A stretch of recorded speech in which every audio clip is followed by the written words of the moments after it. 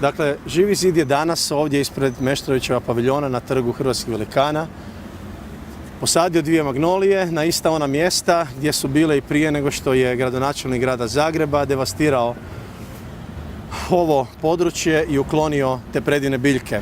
U proljeće se nadamo uživati u cvatnji ovih predivnih magnolija. A few moments later. Organizirali su akciju vraćanja magnolije iz, kako kažu, prkosa Milanu Bandiću. Akciju sađenja prenosili su na Facebooku kada je stigla i policija.